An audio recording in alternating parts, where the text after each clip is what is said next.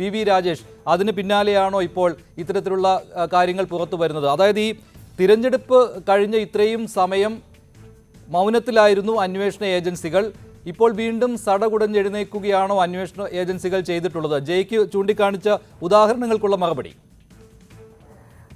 മഞ്ജുഷ്, ആര് ചെയ്താലും ക്രൈം തന്നെയാണ്. ഇവിടെ ചർച്ചയുടെ അവസാനം നിർത്തിയ കെ സുരേന്ദ്രൻ പറഞ്ഞു എന്നുള്ള വിഷയത്തിൽ ഞാൻ തുടങ്ങാം. കെ സുരേന്ദ്രൻ BJPയുടെ സംസ്ഥാന അധ്യക്ഷൻ ഒന്നും ആയിരിക്കാത്ത സമയത്താണ് സോളാർ കേസ് നടന്നത്. അന്ന് ഒരുപക്ഷെ ആ കേസ് തേഞ്ഞുമാഞ്ഞ് പോകുമായിരുന്ന ഒരു സമയത്ത് അദ്ദേഹം പുറത്തുവിട്ട ചില ടെലഫോൺ രേഖകളുമായി ബന്ധപ്പെട്ടാണ് ആ കേസിന് ഒരു പുനർജീവൻ വരികയും ആ കേസ് ഇത്രത്തോളം ഒരു അന്വേഷണ സാഹചര്യത്തിലേക്ക് പോയത്. സന്തോഷ് മാധവൻ ഇവിടെ റിയൽ എസ്റ്റേറ്റ് മാഫിയകളും ചേർന്നുകൊണ്ട് നടത്തിയ കള്ളക്കളി, ഉന്നത നേതാക്കന്മാരുടെ മക്കൾ ഉൾപ്പെടുന്ന 10-15 വർഷം മുമ്പ്, അന്ന് അദ്ദേഹം യുവമോർച്ചയുടെ സംസ്ഥാന പ്രസിഡൻ്റായിരുന്നു. അദ്ദേഹം ഒരു ശക്തമായ അന്വേഷണങ്ങളൊക്കെ നടത്തുകയും പൊതുകാര്യങ്ങളിൽ ഇടപെടുകയും ചെയ്യുന്ന ഒരു പൊതുപ്രവർത്തകനാണ്.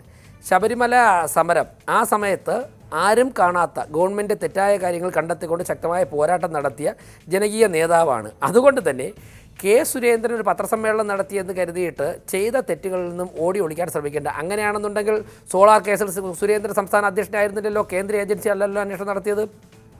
സന്തോഷ് മാധവൻ്റെ പ്രശ്നങ്ങൾ നടന്നപ്പോഴേക്കും BJP അല്ലല്ലോ രാജ്യം ഭരിച്ചത്, കേന്ദ്ര ഏജൻസികളല്ലല്ലോ അന്വേഷണം നടത്തിയത്. അതുകൊണ്ട് കെ സുരേന്ദ്രൻ പത്രസമ്മേളനം നടത്തിയതിൽപ്പെട്ട് ഞങ്ങൾ ചെയ്തതെല്ലാം ശരിയാണ് എന്ന് പറഞ്ഞ് ഒഴിഞ്ഞു മാറുന്നതിന് പകരം സ്പീക്കർ പദവിയിലിരിക്കുന്ന ഒരു വ്യക്തി, ഭരണഘടനാ പദവിയിലിരിക്കുന്ന ഒരു വ്യക്തി, മുഖ്യമന്ത്രി പിണറായി വിജയനോ KT ജലീലോ ഒരു ആരോപണം നേരിടുന്നത് പോലെയല്ല, ഭരണഘടനാ പദവിയിലിരിക്കുന്ന സ്പീക്കർ പദവിയിലിരിക്കുന്ന ഒരു വ്യക്തി രാജ്യദ്രോഹ കേസിൽ ജയിലിൽ കിടക്കുന്ന പ്രതികളുമായി ബന്ധപ്പെട്ട് ഈ രാജ്യത്തിൻ്റെ സമ്പദ്ഘടനയെ തകർക്കുന്ന തരത്തിൽ റിവേഴ്സ് ഹവാല നടപടികൾ ഉൾപ്പെട്ടുകൊണ്ട് ഡോളർ കടത്തിയെന്ന് പറയുമ്പോൾ ഈ സംസ്ഥാനം ഭരിക്കുന്ന രാഷ്ട്രീയ പാർട്ടിയുടെ പ്രതിനിധികൾ ഗൗരവത്തോടെയാണ് ആ വിഷയത്തെ കൈകാര്യം ചെയ്യേണ്ടത്. അല്ലാതെ അതിനെ തമാശവൽക്കരിക്കുന്നതോ പരിഹസിക്കുന്നതോ അത് ഉന്നയിക്കുന്ന രാഷ്ട്രീയ നേതാക്കന്മാർക്ക് നേരെ പരിഹാസം ചൊരിഞ്ഞോ അല്ല അതിനെ സമീപിക്കേണ്ടതെന്നാണ് എനിക്ക് പറയാനുള്ളത്. അത് ജയ്ക്ക് പറയുന്നത്, താങ്കൾ ഈ KT ജലീലിൻ്റെ കാര്യം പറഞ്ഞു, അതും താങ്കൾ ഒരു ഒഴുക്കൻ മട്ടിൽ വിട്ടുകളയുകയാണ്.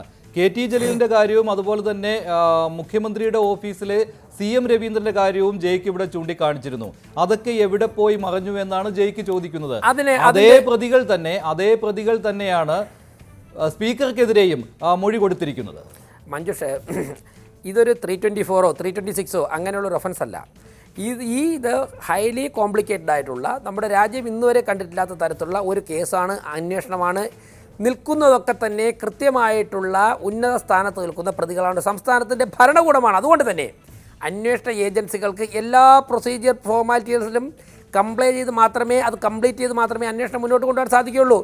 ഇപ്പോൾ തന്നെ മറ്റൊരു വ്യക്തിയാണെന്നുണ്ടെങ്കിൽ കസ്റ്റംസിന് അടുത്ത മണിക്കൂറിൽ വിളിച്ച് ചോദ്യം ചെയ്യാം. ശ്രീരാമകൃഷ്ണനെ പോലെ സ്പീക്കർ സ്ഥാനത്തിരിക്കുന്ന ഒരു വ്യക്തിയെ ചോദ്യം ചെയ്യണമെന്നുണ്ടെങ്കിൽ അവർക്ക് അവരുടേതായ നടപടിക്രമങ്ങൾ പാലിക്കേണ്ടതായിട്ടുണ്ട്, അതിൻ്റേതായ ഒരു സമയമെടുക്കും. അങ്ങനെയാണ് CM രവീന്ദ്രൻ, ഞാൻ ചോദിക്കട്ടെ, CM രവീന്ദ്രൻ അനാവശ്യമായിട്ടുള്ള അസുഖങ്ങളും അഭിനയിച്ചുകൊണ്ട് ജയിലിൽ പോയില്ലായിരുന്നുവെങ്കിൽ കുറേ കൂടി വേഗത്തിലായേനെ.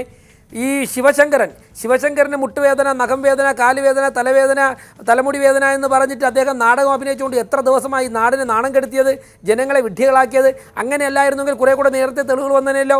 ഈ ഗവൺമെൻറ് തന്നെ ഈ പ്രതികൾക്ക് രക്ഷപ്പെടുവാനുള്ള എല്ലാ രക്ഷാമാർഗ്ഗങ്ങളും ഒരുക്കിക്കൊടുത്ത് അന്വേഷണത്തിന് പരമാവധി ഡിലേ വരുത്തിയതിന് ശേഷം അന്വേഷണം ഇഴഞ്ഞു നീങ്ങുന്നു എന്ന് പറയുന്നത് എന്തർത്ഥത്തിലാണ്? മാത്രവുമല്ല, KT ജലീൽ എവിടെയാണ് KT ജലീലിൻ്റെ അന്വേഷണം പൂർത്തിയായത്? എവിടെയാണ് മുഖ്യമന്ത്രി ഓഫീസിന് നേർക്കുള്ള അന്വേഷണം പൂർത്തിയായത്? അന്വേഷണം തുടരുകയില്ലേ?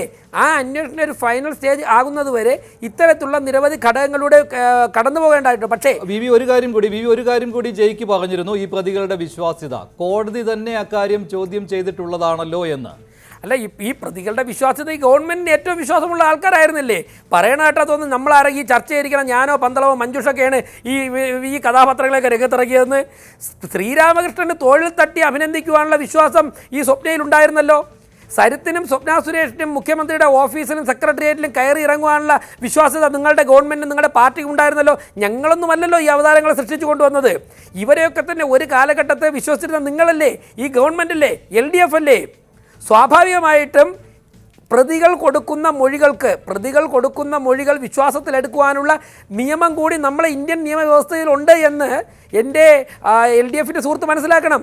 ഒരു മജിസ്ട്രേറ്റ് ഒരു മൊഴി രേഖപ്പെടുത്തുമ്പോഴേക്കും അങ്ങനെ ഒരു പ്രൊസീജിയർ ഇല്ലാതെ ഒരു മജിസ്ട്രേറ്റ് ഒരു മൊഴി രേഖപ്പെടുത്തുമോ? അങ്ങനെ ചില പ്രത്യേക സാഹചര്യങ്ങളിൽ പ്രതികൾക്ക് മജിസ്ട്രേറ്റിന് മുൻപാകെ രഹസ്യമൊഴി കൊടുക്കാം എന്ന് നിലവിലുള്ള നിയമത്തിൻ്റെ അടിസ്ഥാനത്തിലാണ് മൊഴി രേഖപ്പെടുത്തിയിട്ടുള്ളത്. അന്വേഷണ ഏജൻസികൾക്ക് ആ മൊഴി വിശ്വാസത്തിലെടുക്കാം. അതിന് അതിൻ്റേതായ വാലിഡിറ്റി ഉണ്ട്. പക്ഷേ അതിനെ സംബന്ധിക്കുന്ന കൂടുതൽ തെളിവുകൾ കൂടി ശേഖരിക്കണം. തീർച്ചയായിട്ടും ഇതുമായിട്ട് കണക്ട് ചെയ്തിട്ടുള്ള ആൾക്കാരിൽ നിന്ന് തെളിവ് ശേഖരിച്ച് ശ്രീരാമകൃഷ്ണനെ നോട്ടീസ് കൊടുത്ത് അദ്ദേഹത്തെ ചോദ്യം ചെയ്യുമ്പോഴേക്കും ബാക്കി കാര്യങ്ങൾ വ്യക്തമാകും.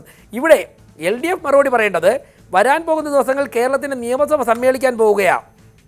ശ്രീരാമകൃഷ്ണനെ കസ്റ്റംസിൻ്റെ കയ്യിൽ നിന്നും നോട്ടീസ് കിട്ടിയതിന് ശേഷമാണ് അദ്ദേഹം ചെയർ ചെയ്യുന്നത് എന്നുണ്ടെങ്കിൽ കേരളത്തിലെ 3.5 കോടി ജനങ്ങളുടെ ജനാധിപത്യ ബോധം, ജനാധിപത്യ അവകാശം ലോകത്തിന് മുമ്പിൽ തലകുനിക്കുന്ന മണിക്കൂറുകളായിരിക്കും വരാൻ പോകുന്നത്. അതിനു മുൻപ് ഉത്തരവാദിത്തപ്പെട്ട രാഷ്ട്രീയ പാർട്ടിയാണെന്നുണ്ടെങ്കിൽ ഒരു നിമിഷം മുമ്പ് ഈ ഒരു ആരോപണം രാജ്യദ്രോഹ കേസിലെ പ്രതികളോടൊപ്പം നിന്നുകൊണ്ട് രാജ്യത്തിൻ്റെ സമ്പദ്ഘടനയെ തകർക്കാൻ ശ്രമിച്ചു, അല്ലെങ്കിൽ സ്വന്തമായി സ്വത്ത് വാരിക്കൂട്ടാൻ ശ്രമിച്ചു എന്നുള്ളത് കണ്ടെത്തിക്കൊണ്ട് രാജിവെക്കാൻ പറയുന്നതാണ് ഉചിതമെന്നാണ് ഈ അവസരത്തിൽ എനിക്ക് പറയാനുള്ളത്.